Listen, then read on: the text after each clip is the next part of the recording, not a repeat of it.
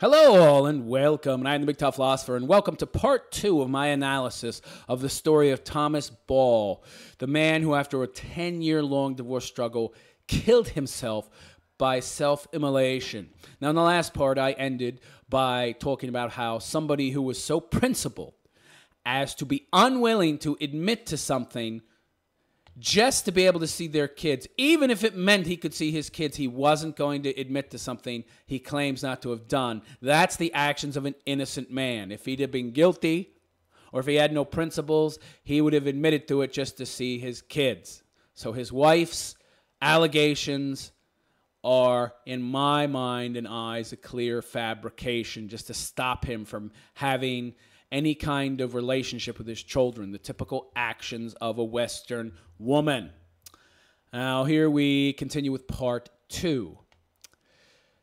For years, Ball, acting as his own lawyer, filed one unsuccessful court motion after another seeking access to his children and to undo the requirement that he participate in counseling, which he rejected on principle. As I said, of course he rejected it on principle because it's very obvious to me he did nothing. Nothing at all. He channeled his frustration. Of course, the court is going to believe the mother, and they're going to err on the side of caution, even if there's no proof. Okay? He channeled his frustration at the legal system into action with fathers' rights groups seeking to change the law to give fathers more clout in custody and divorce proceedings. Yeah, and to be able to, in some way, fight against arbitrary decisions by judges to just automatically believe women over men. Ball would picket courthouses while carrying a sign that read, "Children need their fathers." He ran seminars for divorced dads on court procedures. Yet these are not the actions of a guy who's guilty. If he had actually hit his kid, he would be going to these meetings, okay?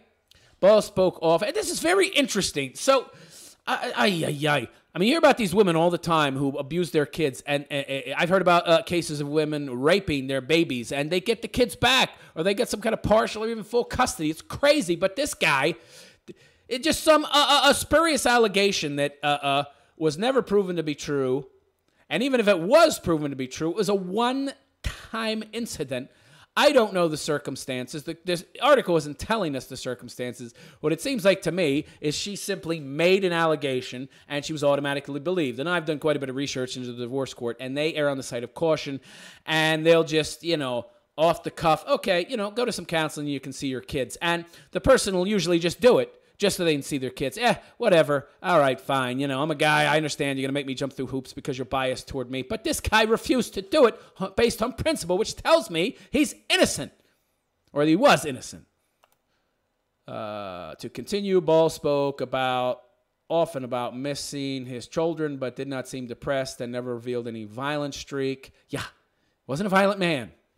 Unless you go by his wife's word, who said one time he did something bad. Sounds like something she just came up with on the fly, of course. Said Ethan Allen of Clinton, 61, a close friend who met Ball more than 10 years ago through the Army Reserve. This is something that happened out of the clear blue sky. Yeah, if only that stubborn SOB would have just jumped through the required hoops and tacitly admitted that he was an abusive SOP by going to this counseling seminar course or counseling sessions or whatever, there wouldn't have been a problem. He's so prideful and stubborn. Yeah. Several divorced dads who knew Ball said that while they cannot condone what he did, they understand where his frustration came from. What does that mean? They can't condone what he... Oh, killing himself. I see. Yeah. Tom's story, other than its end, is pretty common, said Ned Holstein, chairman of Fathers and Families, a court reform group Ball belonged to. Well, I'm not some uber-religious person, and I have looked at enough divorce cases. I've talked to enough divorce guys to see that, it's not surprising that they oftentimes kill themselves. And no, I don't condone it. Killing yourself is wrong, but I understand why he did it. So let's continue. So Tom's story, other than its end, is pretty common, said Ned Holstein, chairman of Fathers and Families, a court reform group Ball belonged to. Okay, Bell's legal story starts in 2001 where he slaps across his daughter's face with 3 slaps. 3 3 slaps across his daughter's face when she refused to go to bed. The story should have started with that, okay? Should have started with the actual evidence, all right? Because I've heard too many spurious claims by divorced women in the past making this stuff up. They should start with that. At the time, the Balls were living in Jaffrey with their daughters, age 7 and 4, and son 2. Tom Ball was working as a service advisor at a nearby Ford dealership. After 11 years of marriage, 11, just 1 year past the amount of years required in many states to get lifelong alimony. Tom and Karen had been drifting apart. Tom Ball said in a 40-page memoir he wrote it at least 2 years ago and posted on the web. The gap between us kept stretching until finally you would ask yourself, what did I ever see in her? That's a warning to all you guys out there thinking about getting married. The slapping incident effectively ended the marriage. She was already on the way out. Okay, let me tell you what happened here. Slapping incident isn't what ended the marriage. She was looking for an excuse or a reason or a pretext, something that would allow her to have an upper hand when she did marry him, okay? So Karen called the police. Oh, my God! Are you kidding me? So did he actually slap the kid? Because from what I read on page 1, I saw no evidence. So I went immediately to what is the logical place to go, that he didn't do it, and she made a spurious allegation to stop him from being in the kid's life. I didn't see any evidence. I guess I should have waited a little longer, I suppose. But even then, it's irrelevant. You know, these are his kids. Okay, he smacked the kid in the face. We don't know how hard. Could have been a soft slap. The mother was obviously exaggerating. She called the police? Really? Talk about an overreaction. So clearly, this on her part was planned in a sense that she was waiting for something to happen that she could use as a pretext. And then she called the cops on this poor guy. And by the way, need I remind all of you, you got women trying to cook their kids in microwaves, tossing them off balconies, beating them with wooden spoons, nearly killing the kids, and they're getting custody. They're getting custody. He smacked this kid. Jesus Christ, my father did worse to me. A smack? Good Lord, what's the big... Don't hit your kids. I agree it's wrong, but this is blowing something out of proportion. Was this the only time he'd ever struck? I mean, from what I've read so far, this is the only time the guy ever struck his kid. It's going to happen probably once in all parents' lives. Now, I'm sure there's some parents out there who have never hit their kids ever, and I would probably be one of them. If I had kids, I would never strike my kid ever. Wouldn't matter how angry I got. But you never know. I mean, maybe you get so tired. I mean, maybe it does happen. We don't know what this guy was going through. But a slap, not a punch. And it's not like he laid the kid out. I mean, they smacked the kid a few times in the face. I mean, 3 times. And it sounds like maybe just a slight slap. We don't know. But I doubt it was anything very serious. I mean, I'm speculating here myself. But the guy had no history whatsoever. Guy makes one mistake, she automatically calls the cops. Unbelievable. So clearly she was just waiting for anything to happen that would give her an upper hand.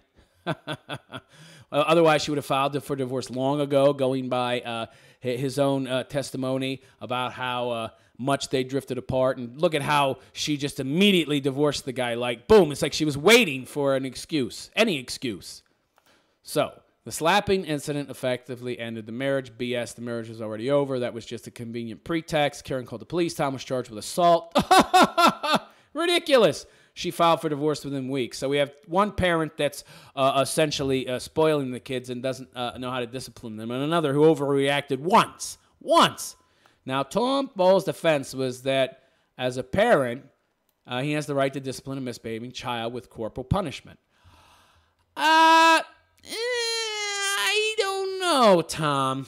I mean, maybe a whack on the bottom, but even then, I'm not sure. But yeah, this is a current trend of the court systems interfering maybe a little too much in, child welfare. I mean, a smack to the face, I think they've gone a little too far in one direction, interfering too much in parental matters. But regardless, Superior Court's judge later dismissed the case, saying the slaps were inappropriate, but not criminal. Not criminal. So clearly no real damage was done. The mother said there was blood drawn. Bullshit. I don't believe that. Okay? You know, your little kid does something, you would smack the kid, but lightly or maybe hard enough to be a little painful. But, I doubt that he, laid into her. Come on. Really? Unlikely. Ball, who had moved to Massachusetts to live with his brothers, wrote that he expected to be reunited with his daughters after prevailing in court, but Karen Ball won sole legal custody. How? Because of because of one smack to the face of a kid? Come on. And no previous history? Ugh. Jesus Christ. Yet you got these freaking women throwing their kids off balconies and cooking them in toaster ovens and shit, and they're getting partial custody. What the hell? Unfortunately, due to the conflict in this divorce, conflict between Mr. Ball and his daughter's counselors, what do you mean? Well, good Lord. It's a divorce. There's going to be conflict. She's involved in the conflict too. Why aren't you blaming her for her half in the conflict? Oh, she has no hand to play in this? Or other reasons this court cannot fathom. Mr. Ball never participated in the process that would have caused him to reestablish contact with his daughter and begin visitation. Initially, I saw no evidence, and I assumed that he had never done it, because women always make this shit up. Now it turns out he actually did smack the kid, but I'm still saying, so what? He's the father, and he has no history of abuse. He's not abusive. He saw it as a form of corporal punishment. Now, we can question this right or wrong, but the court dismissed the case and said it wasn't criminal. How can you be requiring this guy to go and get anger management classes or counseling when he wasn't found to be guilty of any criminal offense? So this is what I said before. This is just the judge arbitrarily deciding to make you do whatever he wants you to do, even though you haven't criminally done anything wrong. You're not an abuser, okay? He's not an abusive father. One little smack to the face, one incident, and that's not a crime. He wasn't intentionally trying to abuse the child. He didn't get just angry and smack her, okay? He was using what he thought was some corporal punishment, probably because mommy is too freaking soft on these kids. And why should he participate in the process if he doesn't feel he needs it? He obviously was just doing what he thought was right as a father. You disagree with his parenting tactics, fine, but he's not an abuser. He should not have been required to attend any counseling. And by the way, why was the mother so hell-bent that he get this counseling? And why was the court so hell-bent? You know the only people I see that were prideful and stubborn? The ex-wife and the court, because he didn't feel he needed to jump through these hoops that they were asking him to jump through. By the way, I would say, no, he doesn't have to. Now, should he be hitting his kid? No. This is my view. But is he an abusive father? Is violence how he solves problems in a marriage? Well, he's got 3 kids, 1 7, 1 4, 1 2, and this is the only time he ever touched his children. So I would have to say no, he does not have a history of abuse. So you should not be making him jump through these hoops just because he's a man. And by the way, why is she getting sole custody? This is an absurd travesty of justice. You smack a child once and you lose all custody to your kids because you don't feel you have any issues. And from what I've read, it doesn't look like he has any issues. It seems to me like the judge just got pissy and was like, oh, you're not going to disobey me, pal. I'm going to put my foot down, and I'm prideful and arrogant. I'm stubborn. I'm going to make you do what I want you to do. You're not going to do what I want you to do? Oh, my God. Well, I'm going to take your kids away forever. That's what I see. Unbelievable. So Ball did have visitation with his son, according to the court records. Wait. But the son is the youngest of them all. Why would he be denied to see his daughters, but he can see his son? Something's very wrong here. So already the court is going out of its way irrationally to protect women more than men because they believe he's some kind of threat, but he can still see his son. Wait, what?